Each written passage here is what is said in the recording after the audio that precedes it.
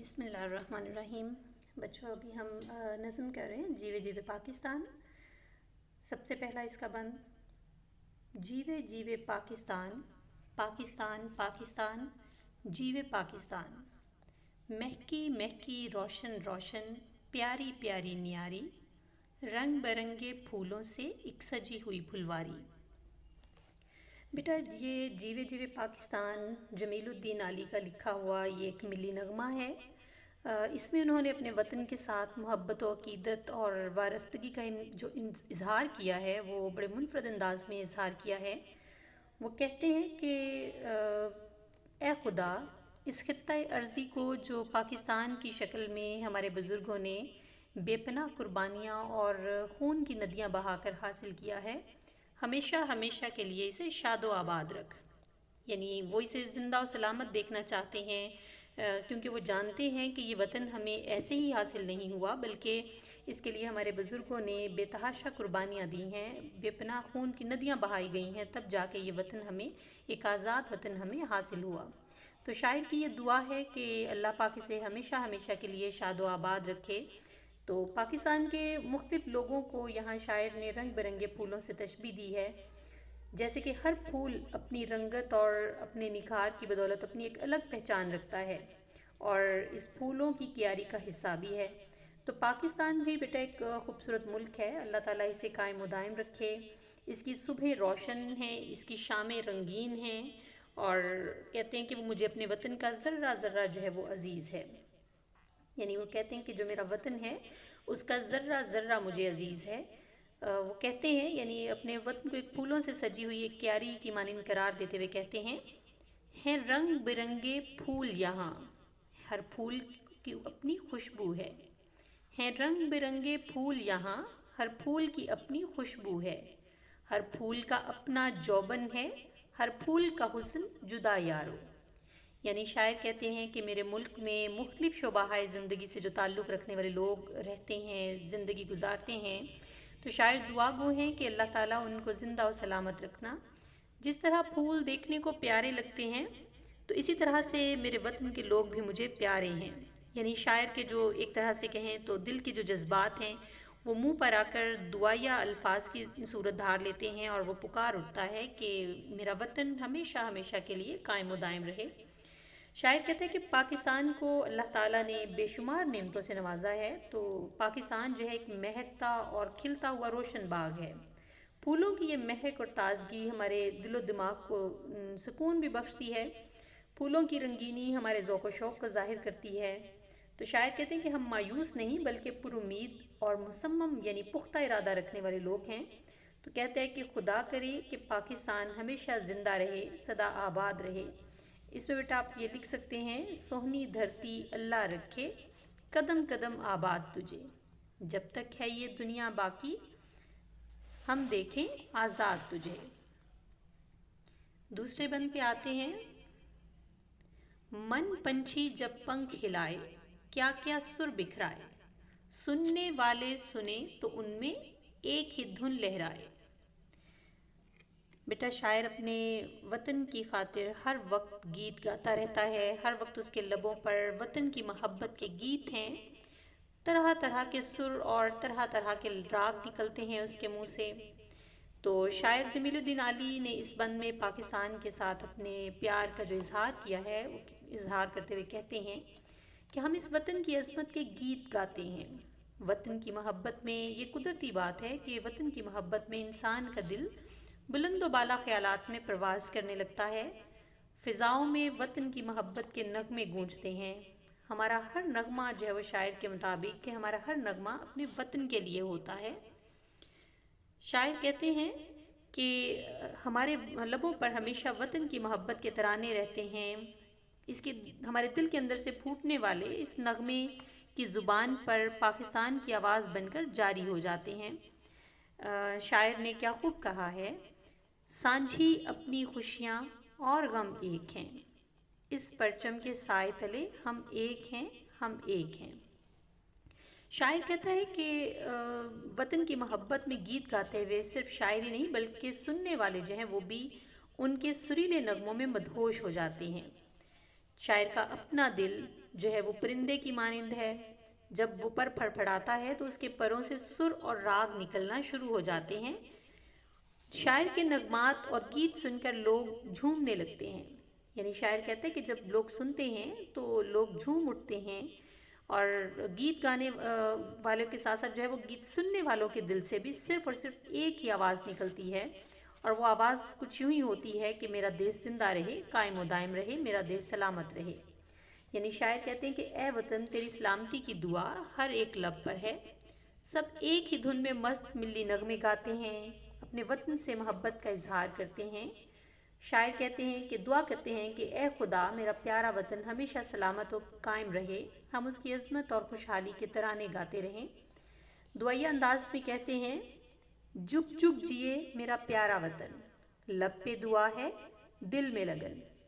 مزید کہتے ہیں کہ اے وطن تو ہمیشہ ہمیشہ رہے، تیری عظمت کا جھنڈا اٹھائیں گے ہم، تیری تقدیس کے گیت گائیں گے ہم، تیری خاطر دل و جان لٹائیں گے ہم، اے وطن تو ہمیشہ ہمیشہ رہے۔ تیسرے پر آتے ہیں، بچھڑے ہوں کو بکھرے ہوں کو ایک مرکز پر لایا، کتنے ستاروں کے جھرمٹ میں سورج بن کر آیا۔ یعنی شاعر کے نزدیک جو اس کا وطن ہے، پاکستان کا جو وجود ہے، وہ لازوال قربانیوں کی ایک داستان ہے۔ اس میں بیٹا تحریک پاکستان کا آپ حصہ جو وہ شامل کریں گے، اس کا حوالہ دیں گے تحریک پاکستان کا۔ یعنی شاعر کہتے ہیں کہ پاکستان کا وجود قربانیوں کی ایک لازوال داستان ہے، اس میں ایسے انمٹ نقوش ہیں جن کو کبھی بھی بھلایا نہیں جا سکتا۔ بقول شاعر، ہم نے اپنا خون جلا کر اس کا روپ اجالا ہے، کتنے چاند اور تارے کھوئے تب یہ سورج ڈھالا ہے۔ یعنی شاعر جو ہیں وہ سمجھتے ہیں، جانتے ہیں، اس بات کو تسلیم کرتے ہیں کہ انگریزوں اور ہندوؤں نے مسلمانوں سے جو ناروا سلوک رکھے اور ان پر ہر قسم کی ملازمتوں کے دروازے بند کر دیے تھے، ان مظالم کے بیان سے دل کانپنے لگتا ہے۔ شاعر کہتے ہیں یہ ہماری خوش قسمتی ہے کہ قائد اعظم محمد علی جناح جیسا زیرک لیڈر ہمیں ملا، جس نے بکھرے ہوئے مسلمانوں کی شیرازہ بندی کی اور ان کو ایک مرکز پر یعنی پاکستان میں اکٹھا کر دیا، جس کی بنیاد ہی کلمہ طیبہ یعنی لا الہ الا اللہ پر رکھی۔ یعنی اطراف و جوانب سے ہجرت کر کے آنے والے ایک مرکز پر جمع ہو گئے۔ یعنی پاکستان بننے سے پہلے لوگ نظریاتی، فکری اور سیاسی اعتبار سے بکھرے اور بچھڑے ہوئے تھے۔ مسلمان انگریزوں کے غلام تھے، انگریزوں کے ساتھ ساتھ ہندو بھی ان پر قابض تھے۔ مسلمانوں کو من حیث القوم ختم کرنے کی کوشش کی جا رہی تھی۔ مسلمانوں پر ملازمتوں کے جو دروازے بند تھے، اس کے ساتھ ساتھ اسکولوں میں اسلام کے خلاف تعلیم دی جاتی تھی۔ مسلمانوں کی جائیدادیں ہتھیا لی گئی تھیں، مسلمان پریشان حال تھے۔ تو ایسے میں قائد اعظم نے انہیں ایک رہنما کی صورت میں ان کو قائد اعظم میسر آئے اور انہوں نے تمام مسلمانوں کو ایک مرکز پر اکٹھا کیا اور پاکستان حاصل کیا۔ شاعر کہتا ہے کہ یہ پاکستان ہی تھا جس نے بچھڑے ہوئوں کو ایک جگہ جمع کر دیا۔ پاکستان ایک ایسے سورج کی مانند ہے جس کی کرنیں ہر طرف پھیلی ہوئی ہیں، یعنی ہر طرف پھیل کر پاکستان کو اپنی روشنی سے سارے عالم کو منور کر رہا ہے۔ یعنی شاعر کے مطابق کہ دنیا کے ممالک میں ہمارے ملک کو وہ مرکزی حیثیت حاصل ہے جو ایک سورج کو ستاروں میں حاصل ہے، اسی لیے تو ہمارے لبوں پر مسلسل دعائیں رہتی ہیں۔ یعنی تمام مسلمان، شاعر کے مطابق کہ تمام مسلمان آسمان کے ستاروں کی طرح ہیں۔ تو شاعر دعائیہ انداز میں کہتا ہے کہ اے خدا پاکستان کے تمام لوگ متحد رہیں اور یہ ستاروں کے ساتھ سورج کی طرح چمکتا رہے۔ پاکستان میرا دیس ہے، اللہ تعالیٰ اسے قائم و دائم رکھے۔ کہتے ہیں، اے وطن تو ہمیشہ ہمیشہ رہے، تو بسے تو بڑھے تو پھلے اے وطن۔ اگلے پر چلتے ہیں بیٹا۔ سب محنت کش گلے ملے اور ابھرا ایک پیغام، اس پیغام کو سمجھو یہ ہے قدرت کا انعام۔ شاعر کے بقول پاکستان میں مختلف شعبوں سے تعلق رکھنے والے لوگوں کی آپس میں جو محبت ہے وہ شاعر کے نزدیک فضل خداوندی کے سوا کچھ نہیں۔ یعنی شاعر کے مطابق یہ صرف اللہ تعالیٰ کی رحمت ہے، اللہ تعالیٰ کا فضل ہے کہ ہم سب ایک ہیں، ہم سب پاکستانی ہیں، ہم سب کی محنت پاکستان کے لیے ہے، ہم سب متحد ہیں، پاکستان ہمارا دیس ہے۔ اسے ہزاروں قربانیوں کے بعد حاصل کیا گیا۔ یہ اللہ تعالیٰ کی طرف سے ہمارے لیے ایک انعام ہے۔ یہ محنت کشوں کا دیس ہے۔ حدیث پاک ہے، محنت سے روزی کمانے والا اللہ کا دوست ہے۔ تو شاعر کے مطابق مسلمان اس حدیث کی روشنی میں اپنی زندگی گزارتے ہیں اور رزق حلال کماتے ہیں۔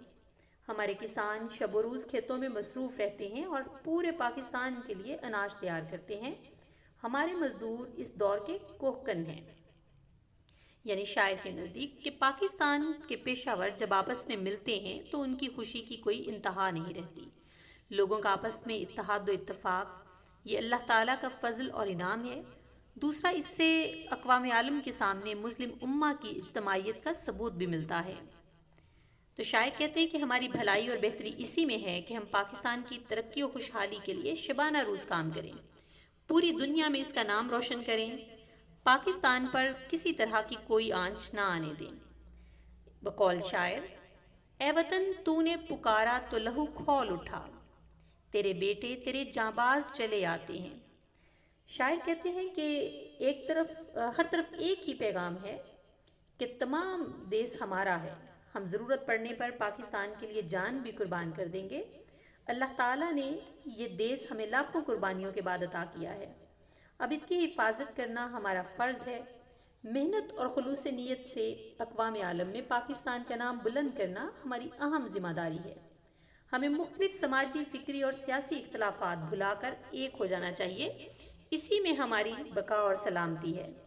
اللہ تعالیٰ سے دعا ہے کہ اللہ تعالیٰ پاکستان کو قائم رکھے، تمام لوگ بھائی بھائی بن جائیں۔ ملک کے کسی گوشے میں کسی نسل کا بندہ ہو، وہ ہمارا بھائی ہے، ہم سب آپس میں محبت اور اتفاق سے رہتے ہیں۔ شاعر کہتے ہیں، تیرے فرزند دھرتی کے دمساز ہیں، تیرے مزدور محنت کے ہم راز ہیں، تیرے پیر و جواں باعث ناز ہیں، اے وطن تو ہمیشہ ہمیشہ رہے۔ جی بیٹا، اس کے بعد لاسٹ پہ چلتے ہیں، آخری اس کا جو ہے، جھیل گئے دکھ جھیلنے والے، اب ہے کام ہمارا، ایک رہیں گے ایک رہے گا، ایک ہے نام ہمارا۔ پاکستان پاکستان جیوے پاکستان، جیوے جیوے جیوے پاکستان، پاکستان پاکستان جیوے پاکستان۔ بیٹا، اس میں شاعر کہتے ہیں کہ حصول پاکستان ہمارے بزرگوں اور اسلاف کی بے شمار قربانیوں کے بعد وجود میں ممکن ہوا، یعنی بے پناہ قربانیوں کے بعد حصول پاکستان ممکن ہوا۔ یعنی حصول پاکستان کے لیے مسلمانوں نے بہت سی قربانیاں دی ہیں۔ پاکستان حاصل کرنا کسی خواب سے کم نہ تھا، اس کا خواب علامہ اقبال نے دیکھا تھا اور اس کی تعبیر قائد اعظم نے پوری کی۔ وہ تمام مشکلات کے باوجود اپنا کام کر گئے اور ایک خوبصورت اور آزاد وطن ہمارے حوالے کر دیا۔ یعنی پاکستان کا قیام ہمارے بزرگوں کی محنت کا نتیجہ ہے۔ ہمارا اب یہ کام ہے کہ ہم اس میں مل جل کر رہیں، پاکستان کے نام کو بدنام نہ کریں اور ہمیشہ یہ دعا کرتے رہیں کہ پاکستان ہمیشہ سلامت رہے، قائم و دائم رہے، کیونکہ پاکستان ہمارے اسلاف اور بزرگوں کی بے پناہ قربانیوں، کاوشوں اور انتھک کوششوں کا نتیجہ ہے۔ بزرگوں نے اپنا تن، من، دھن قربان کیا، عورتوں، بچوں اور مال و زر کو داؤ پر لگایا، گھر سے بے گھر ہوئے، اپنا سب کچھ لٹوایا، پھر پاکستان بنایا۔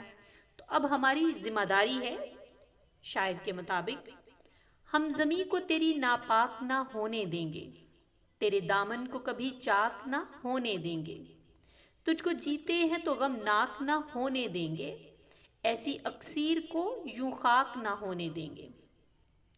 یعنی شاعر کہتے ہیں کہ یہ پاکستان یوں ہی وجود میں نہیں آیا، بلکہ یہ ہمارے بزرگوں کی محنت کا نتیجہ، جس میں ماؤں نے اپنے بیٹوں کو قربان کیا، عورتوں نے اپنا سہاگ لٹایا، بہنوں نے اپنے بھائیوں کو کھویا، ہزاروں لوگ یتیم ہوئے، لاکھوں بے گھر ہوئے۔ مسلمانوں کو ہندوستان سے ہجرت کرتے وقت طرح طرح کی مصیبتوں کا سامنا کرنا پڑا، لوگ بیمار ہوئے، بچوں نے بھوک سے نڈھال ہو کر اپنی جان دے دی۔